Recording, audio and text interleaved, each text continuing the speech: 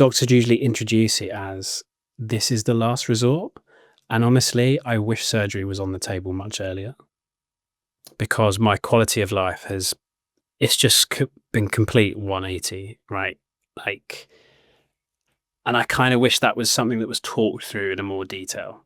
And it might have been that my consultant at the time could have said, look, these are all of the treatment options available for you. Obviously, as a young man or young individuals who are either out there who are having, maybe looking at surgery, like, it is a big thing. It is life-changing. And I think that's quite key. It is life-changing.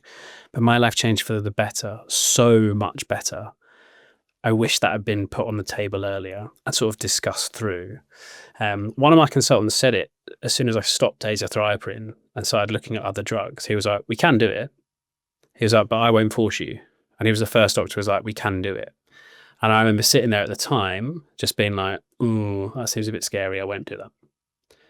But there wasn't, at that point, there wasn't many people on social media necessarily talking about surgery and things, or like not as many that I saw. Now, I'm on a podcast with you, do you know what I mean? So there's so many more people talking about it, which is amazing. I've seen that transition firsthand. So I think to people who are facing surgery, really have a conversation about it. Speak to others who have gone through it, and that will hopefully alleviate some of your fears. Like, hopefully having this conversation and having listening to this podcast may also give you that. And secondly, one thing that helped me, which then comes to your second part of the question, is what did I do? Because I elected, I had time to mentally prepare. Whereas if you are an emergency patient, you don't necessarily have that. And that's where the accepting your body and stuff can be very challenging. I bought some test kits from some stoma suppliers. So in the UK, you can actually get them for free, but I messaged some companies and said, do you have any trial kits?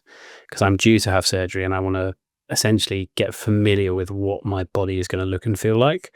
So I got a couple, they sent me some.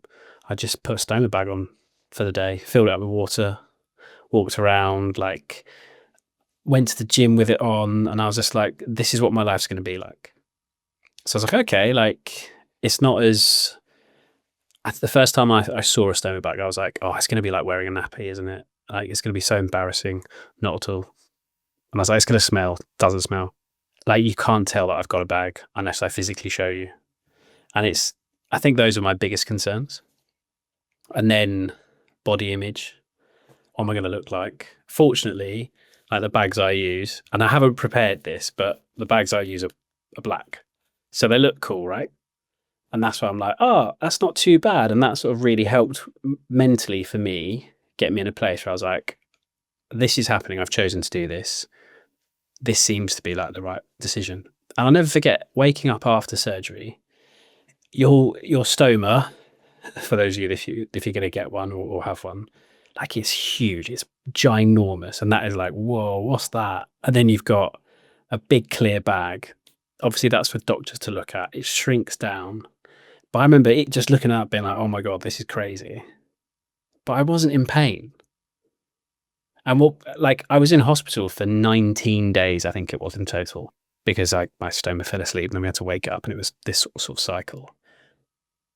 But I had no urgency, and I couldn't get my head around that, because at that time I was 30. So for a third of my life, I was like, I have to run away and go to the toilet.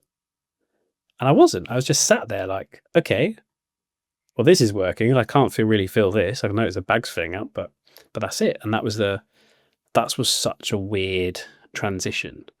And even now, I can't remember that sensation, that pain of having to run off to the toilet all the time. But that was my everyday. So yeah, so that massively helped. And then connecting with other people. There's a few people I reached out to who had stoma bags, and I was like, what's it like? And they just said, honestly, Ant, my life is so much better. They're like, you'll get the first couple of weeks, obviously, is going to be, it's major surgery. You'll have hiccups, you'll have teething problems, but honestly, you will be so much better off. And I'm really glad I listened to them, because, well, I am.